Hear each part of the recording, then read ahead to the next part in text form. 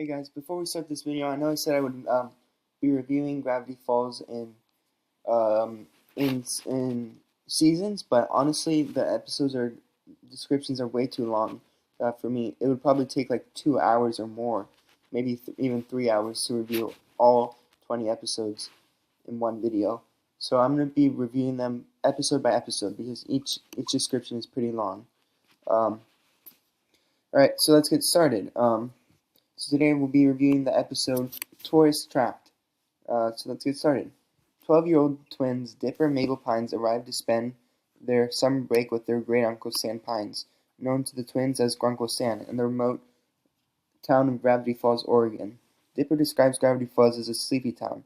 Once there, they have to work at Stan's tourist trap called the Mystery Shack.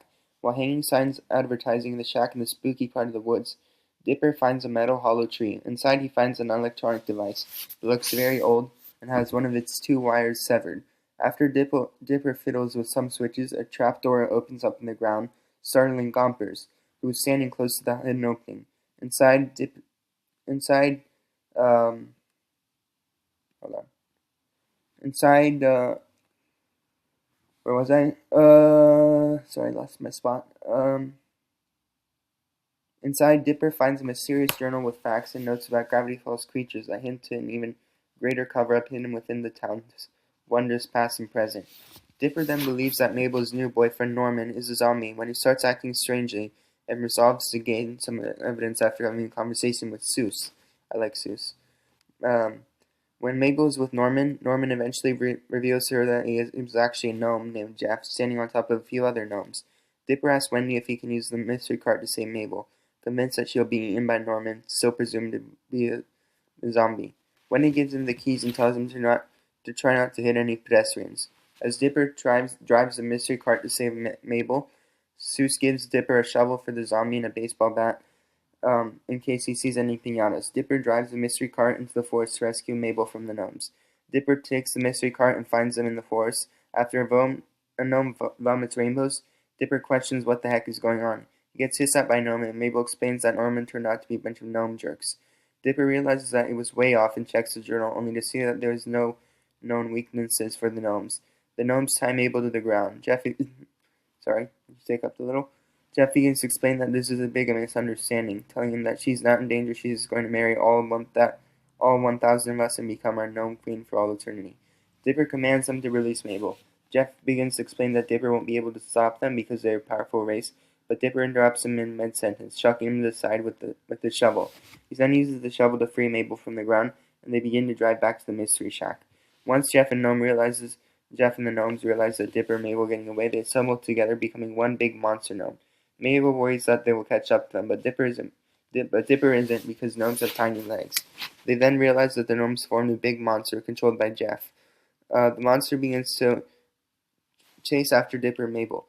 The army of gnomes begins launching gnomes at the mystery cart. Dipper and Mabel fight them off one by one, and Dipper bashes a gnome named Smellylock on the mystery's cart horn 3 times. One of the gnomes lands on Dipper's face, shredding him, and Mabel punches it several times to get it to let go, and the gnome soared backwards, taking Dipper's old hat with it. After Dipper thanks Mabel for saving him, the monster then picks up a tree and throws it in the middle of the road. Dipper and Mabel closely slide under it and crash the mystery cart on its side in front of the mystery shack. Dipper and Mabel crawl from the mystery cart. Dipper wants the gnomes to stay back, throws a shovel at them, but they smash it to the ground. Dipper and Mabel both scream, and Dipper wonders where Grunkle Stan is. Stan is inside showing toys the world's most distracting object, distracting himself in the process. Mabel then tells Dipper that she has to do it. Dipper doesn't trust her plan, but she tells him to trust her just this once, and then agrees to marry Jeff. Jeff gets excited, climbs down from the giant gnome monster, and goes to put the ring on Mabel's finger. Once Jeff successfully places the ring on Mabel's finger, he wants to hurry and get Mabel back into the forest, but Mabel says that he must kiss her first.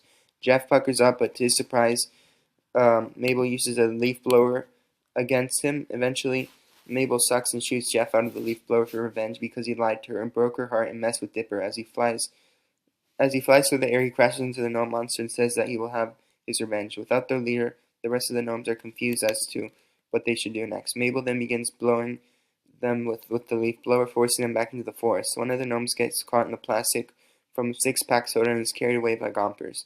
Mabel feels sad that her first boyfriend turned out to be a bunch of gnomes, so Dipper tries to cheer her up by saying that her next boyfriend might be a vampire. They then proceed to do an awkward sibling hug. Uh, Dipper and Mabel walk into the Mystery Shack, and Uncle Sam tells them that they can each take anything they want from the Mystery Shack, because he overstocks some inventory. Dipper chooses his now signature blue pine tree hat, and despite Uncle Sam suggesting her to take a doll or something, Mabel acquires a grappling hook. Mabel is later seen jumping on the bed, playing with her grappling hook, while Dipper writes about the events that happened that day in the mysterious journal he found. At the end, Dipper tells Mabel to turn off the light, but instead she shoots it out of the window with the grappling hook and they laugh about it. Meanwhile, Uncle Sam opens a secret door downstairs by punching in a secret code on the vending machine, which leads to a secret room in the basement. He mysteriously closes the door, making sure no one is following him, which hints that he may have something to hide. During the end credits, the clip of a gnome barfing a rainbow loops. And that was Tourist Trapped, Episode 1. Whew. I'm gonna have to do 39 more of these. Luckily they only take like a couple minutes each, like 6 minutes. It looks like, but 39 more episodes to go before I can move on to other stuff. Because I'm trying to review the whole series at once, you know. So yeah, that was season 1, episode 1, called Tourist Trapped. I'd give it maybe like a 4 out of 5. It was pretty good. Maybe like a 3.5 actually. It wasn't the best episode, but it wasn't the worst episode. So yeah, I'd give that one a 4. And let's see what episode we will be reviewing next.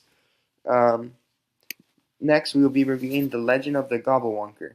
So I'll see you guys next time for that synopsis. Bye.